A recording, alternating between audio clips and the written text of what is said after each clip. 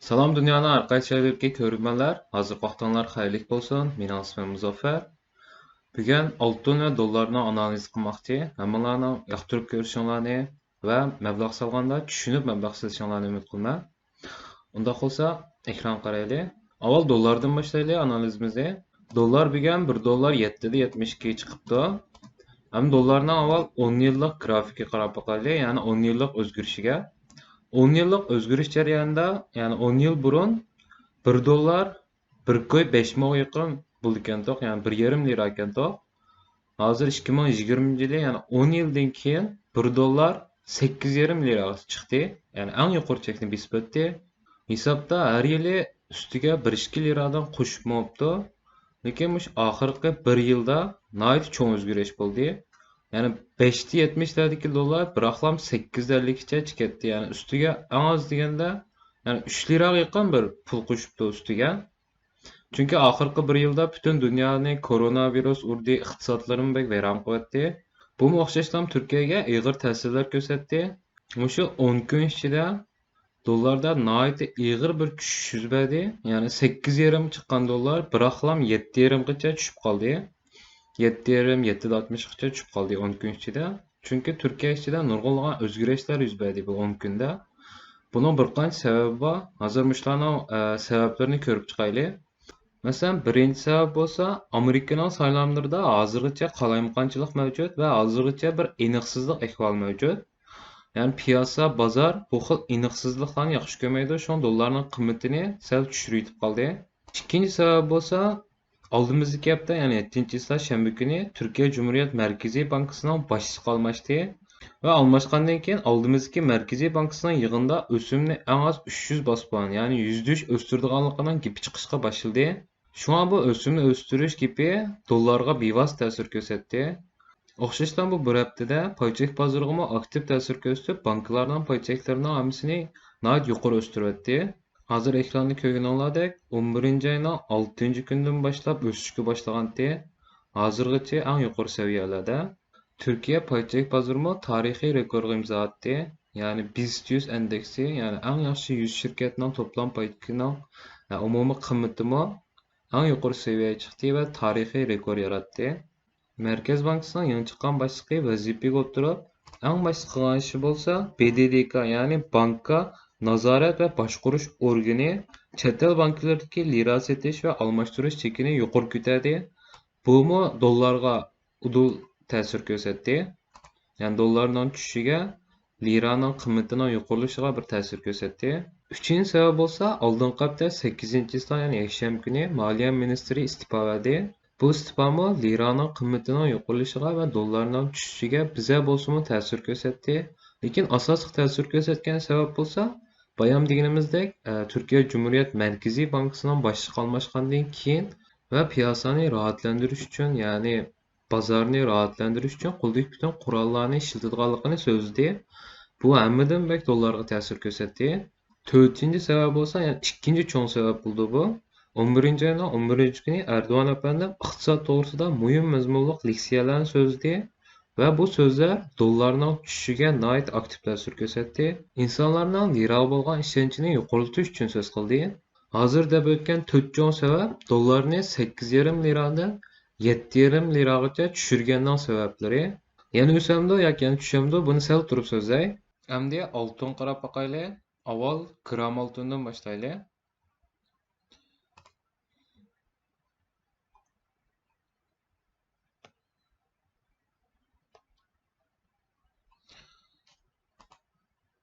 o'n yil burun gram oltinning bahosi 62 lira ekan. Bu ay bo'lsa eng yuqori chek bo'lgan 550 lirani besib o'tdi. 10 yil ichida 900 ga yaqin bir o'rlash bo'ldi. Oxirgi 1 yilda 270 liradan 550 liraga o'sish bo'ldi. Ikki hissədək bir o'sish bo'ldi. Virus va boshqa masalalar tufayli eng yuqori o'sish mush yil bo'ldi. Hamda dunyoviy oltin birim bo'lgan ons oltin qarab boqaylik. Ons oltin deganimiz burungi videolarimda so'zlab o'tgandek 31 gram oltinning qiymati 1 ons oltin bo'ldi. Ons oltinning 10 yillik grafikiga qaragan vaqtimizda 10 yil ichida haddan ziyoda bir cho'ng o'zgarish bo'lmabdi. Lekin hozir eng yuqori cheklarga kelibdi. Lekin Turkiyada insonlarning mablag' silishidagi asosiy foyda gram oltindan keldi. Gram oltindimi dollar bilan birlikda mush 10 kun ichida nihoyatda ig'ir bir tushish yuz berdi. 550 liralardan 460 liralargacha bir tushish bo'ldi. Hamda oltinning tushishidagi asosiy sabab bo'lsa, ya'ni oltinni urgan asosiy xabar bo'lsa, koronavirus vaksinasining xabar bo'ldi. Virusning 190 qo'lday oladiganligining xabari chiqdi. Bu xabar oltinni tushirayotdi va o'xshashdan ko'pincha davlatlarning pay cheklarini o'sishiga sabab bo'ldi. İnsanlar oltin solgan mablag'larni setib, oltinning tushishiga texim sababchi bo'lib berdi.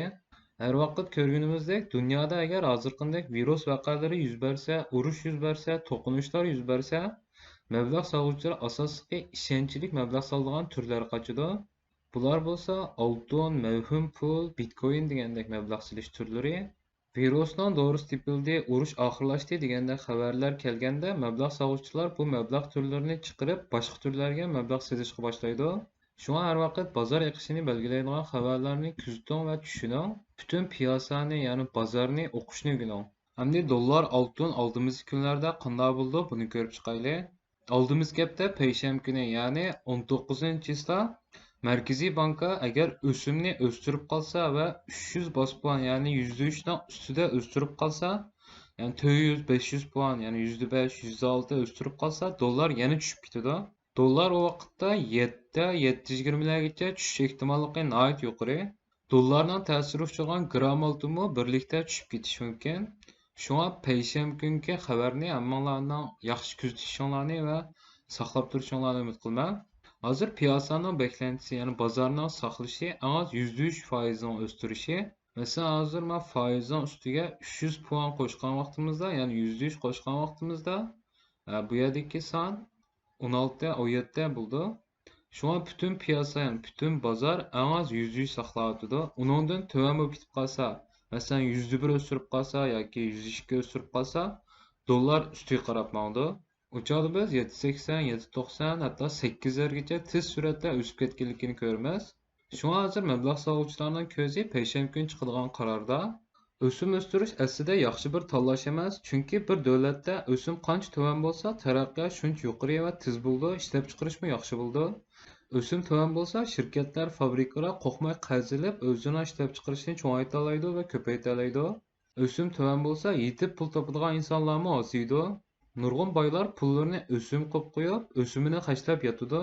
Masalan, 1 million lira pul qo'ysa, oyda 15-20 ming lira o'sim chiqib bersa, hech qanday ish qilmay, shirkat ochmay, ishlab chiqarish qilmay, mablag' solmay, pulini aylantirmay yetib olsa, bir davlat taraqqiy qila olmaydi. O'sim qancha yuqori bo'lsa, ko'p shirkatlar cho'ng'ay olmaydi, ham ko'p shirkatlar vayron bo'ldi. Asli hukumatning o'simni tuvan tutqisi va ham o'stagisimi yo'q. Lekin ba'zi vaqtlarda amalsiz mushta o'stirib qoldi. Hozirgidek o'simni yuqoritib, dollarni tushirish, dollarni faqat ma'lum bir vaqtgacha tushiradi, lekin bu uzun muddatli chora emas. Yana ba'zi analizchilarning deyishicha, yaqin mezgilda dollarni tushirib, hozirga o'xshash tushirayotgandan keyin cho'ng shirkatlar arzon bahada dollar to'plab, o'zlarining dollar qarzini to'lash chorasi bo'lishi mumkin demakda. Masalan, sizning ma'lum bir chet el bankasiga 100 million dollar qarzingiz bor. Bu qarzni to'laydigan vaqtingiz kelib qoldi. Dollar setib olmoqchi bo'lsangiz 850 millionga 100 million dollar setib olasiz. Shunga dollarni tushirgizish orqali 750-760 millionga 100 million dollar setib olib, 100 million lira tijorat qilish. Bu bir xil analizchilarning farzi.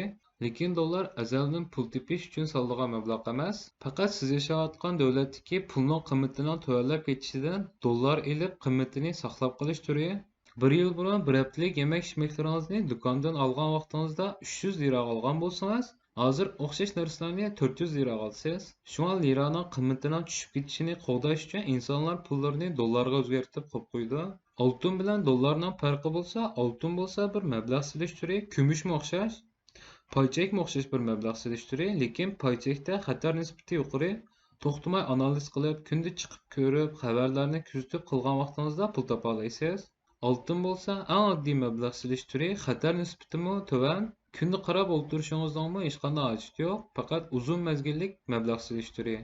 Hamda sizlar bilan birlikda bir nechta misol ko'rib chiqaylik. Hozir ko'rganingiz bo'lsa, Torbekka vaqt mashinasi, ya'ni Wayback Machine. Bu torbat 2012 yılının sahibinden.com'dan Opel maşinasının setiliş bağlarının resmini tatip saklap koyuptu. 2012 yılının 2008 yılının bir Opel maşinasının bağısı 27.300 lira ekan to. Kilometresi 147.500 kilometr bo'lgan bir maşinanın bağısı 27.300 TL ekan. Hazır o'xshash mashina 2008 yılının 182 ming kilometr bo'lgan o'xshash mashina 115 ming lira ekan. Kilometresi bayanqi mashinadan yuqori ekan taxi. 2012 yılı bu mashinani 27 ming lira qilib aytgansiz to. Hazır bo'lsa 115 ming lira qildi ekansiz. 2012 yılı 1 dollar 1.85 ekan to. Hazır 2020 yılı 1 dollarni 8 lira deb hisoblasak 2012 yılı bu maşina 27.300 liralık bu maşina 15 ming dollarga teng keldi ekan. Hozirmi o'xshashdan 15 ming dollarga bu maşinani olar ekansiz. Ya'ni 2012 yılı 1 dollar 1.85 ya'ni 15 ming dollarni 1.85 ko'paytgan vaqtimizda 27.750 lira bo'ldi ekan. Hozir 15 ming dollarni yana 8 ko'paytgan vaqtimizda 120 ming lira bo'ldi ekan.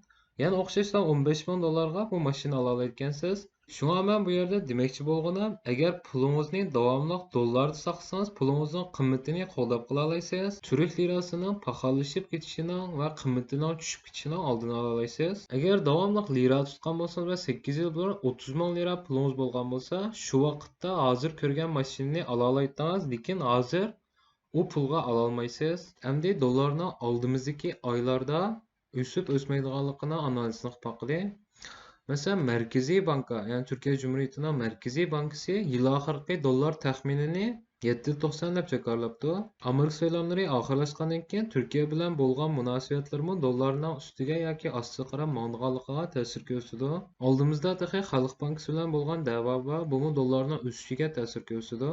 Amerika bilan bo'lgan S-400 masalalari mavjud. Bu dollarning o'sadiganligiga yoki tushadiganligiga ta'sir ko'rsatdi. Chunki Amerika mushu masalani bano qilib Turkiyaga embargo qo'yish ehtimolligi yuqori. Agar unda bo'lib qolsa, dollar texmbek o'sib ketadi. Agar Amerikada Bayden saylanib qolsa va Bayden vazifada o'tirib qolsa, buni Turkiya bilan bo'lgan munosabati va Turkiya tutgan pozitsiyasini oldimizga aylanib ko'ramiz.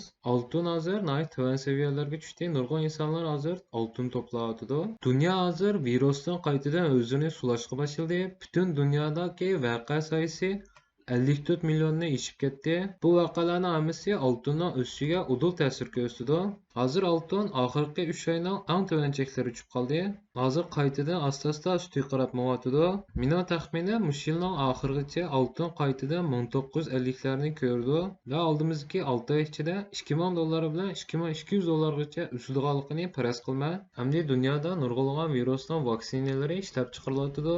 Lekin hozirgacha hech qanday bir davlatda haqiqiy vaksinani xalqqa urish boshlamadi. Shunga har qitim kelgan vaksina xabarlari oltinning tushishiga sababchi bo'lsa-mu, yana 1-2 kun o'tgandan keyin qaytadan ustiga qarab minishini to'sib bo'lmaydi. Men hech kimga oltin yoki dollarga mablag' solinglar deb tavsiya qilmayman. Faqat mablag' solgan vaqtingizda hozirgi o'xshash xabarlarni yaxshi tushunishingizni, bozorni va piyosani o'qishni o'rganishingizni umid qilaman. Ham sen bo'lsang qaysi mablag' solsa degan vaqtda men gram oltin bilan dollarga mablag' solman. Men pulimning yarmini gram oltinga, yarmini dollarga almashtirib qo'yib qo'yman. Chunki gram oltindagi 10 yillik o'zgarishni eng boshida sizlarga ko'z qo'ydim. 10 yilning yoki to'xtamay ustiga qarab mo'atdi. Yana oldimizdagi 1 yil yoki 2 yil vaqt ichida yana ustiga qarab mangdi. Har yili ustiga 50 lira yoki 100 lira yoki 200 lira qo'shib mangan vaqtda kelar yili 6-oyda gram oltinning 550 lira bilan 600 lira atrofida bo'lganligini faraz qilman. Bularning hammasi faqat o'zimning fikri va farazlari, sizni e'lon yoki seton demayman. Faqat mablag' solgan vaqtingizda tushunib mablag' solishingizni va bilib mablag' solishingizni umid qilaman. Unda qolsa bugungi videomiz mushaycha bo'lsin. Hammalarning yoqtirib ko'rganlarga rahmat. Qanday savolinglar bo'lsa, menga yana ayrim ushur qilsanglar bo'ldi. Xayr xo'sh, Allohga emanet.